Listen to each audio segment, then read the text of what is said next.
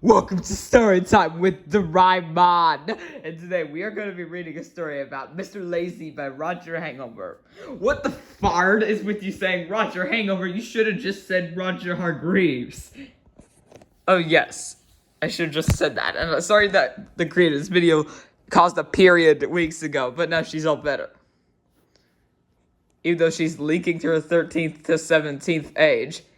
Anyways, let's read a story about Mr. Lazy by Roger Hangover.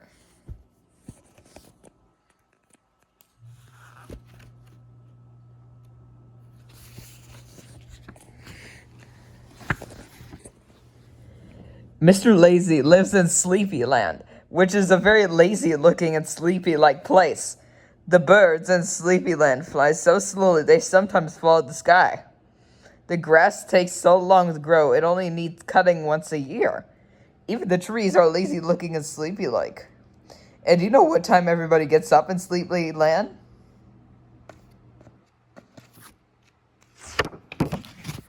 The answer is, they don't get up in the morning. They get up in the afternoon. And incidentally, this is what a Sleepyland clock looks like. Everything takes so long to do, there's only time for 4 hours a day. This clock, it says, this clock is supposed to add 12. It's a weird clock. Anyways, this story starts with Mr. Lazy being fast asleep in bed. In Sleepyland, they call that being slow asleep. He spends rather a lot of time in his bed. It's his favorite place to be. He opened his eyes, yawned again, and went back to sleep. Later, Mr. Lazy opened his eyes again, yawned again, and went back to sleep again. Much later, Mr. Lazy got up and started making his breakfast. We say breakfast, although it really was tea time. He put the kettle on to make some tea. Kettles take 2 hours to boil in Sleepyland. Then he toasted a slice of bread. Bread takes 3 hours to go brown in Sleepyland. Toast never gets burnt there. That's weird. Why would you make some toast that's burnt for 3 hours? That's so explosive. While he was waiting for his kettle to boil and his bread to toast, Mr. Lazy went into the garden of Yawn Cottage, which is where he lived.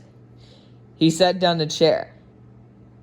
And you could probably guess what happened next. That's right, he yawned again, and went back to sleep.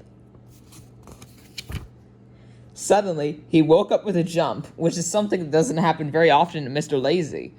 And the reason he woke up with a jump was because of the noise. "Wake up," said the noise. "Wake up, wake up, wake up." There were 2 men standing in front of him. What are the 2 men he woke up with? This is really loud. "I'm Mr. Busy," said one of the men. "And I'm Mr. Muddle." "I'm Mr. Bustle." This is not Mr. Muddle. Mr. Muddle appears in the back of this book. "And I'm Mr. Bustle," said the other. "Come along now," said Mr. Bustle busily. "We can't have you sleeping all day," added Mr. Busy, bustling Mr. Lazy to his feet. "But who are you?" asked Mr. Lazy. "We're Bustle and Busy," they replied. "Oh," said Mr. Lazy. "Come along now," said Mr. Busy. "We haven't got all day." "But," said Mr. Lazy.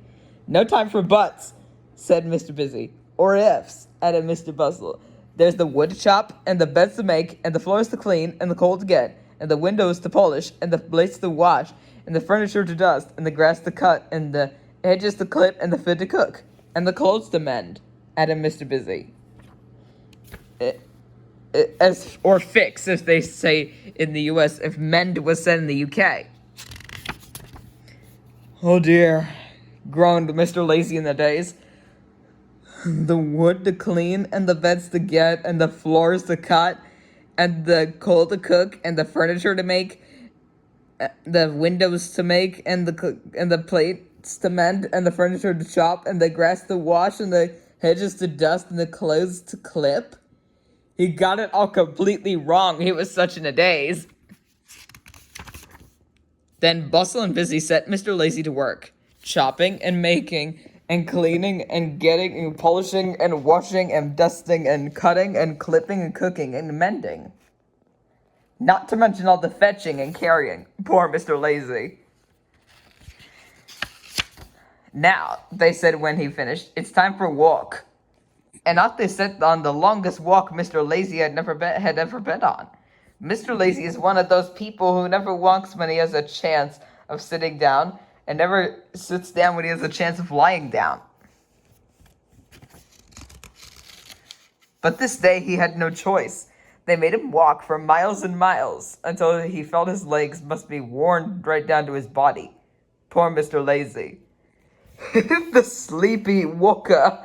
The sleepwalker. When they arrived back at Yon Cottage, Mr. Busy said, "Right, now for a run." "Oh no," groaned Mr. Lazy. "When I blow this whistle," said Mr. Bustle, producing a whistle, "you've got to start running." "As fast as you can," added Busy.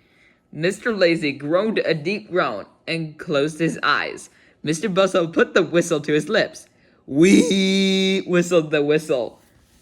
"Wee!" went the whistle. Mr. Lazy, poor Mr. Lazy, started to run. But his legs weren't getting him anywhere. He opened his eyes and looked down to see why. And the reason his legs weren't getting him anywhere, it was because he was sitting on the chair in the garden. And there was no sign of Mr. Busy and Mr. Bustle. It had all been a terrible dream. And the whistle was the whistling kettle boiling in the kitchen. Mr. Lazy heaved a sigh of relief. And then he went into the kitchen and sat down to have his breakfast and to think about his dream. But you know what happened next, don't you?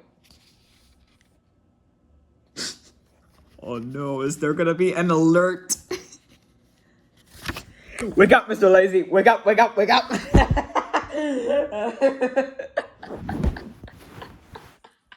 Oh my god, this is explosive. The ride. Oh no, I fell to the ground and died. Oh no. What's in the actual wood? You should have just added tasty commercials to this book. You need the win. I was yapping your case and your free another copy. But you cannot copy some kind of line in every book. And oh no, what happened to me? I think I got moved. Enough of the violence on this YouTube channel. There are flakes on my butt. Just confuse one of these people who never win. But oh no, Doraemon fainted when he heard that Mr. Lazy woke up. This is just nooking it off. Just oh no. Oh man, Mr. Lazy is having a terrible dream. I mean, is this because Mr. Busy and Mr. Bustle are interrupting? 1, 2, 3, boom. You missed.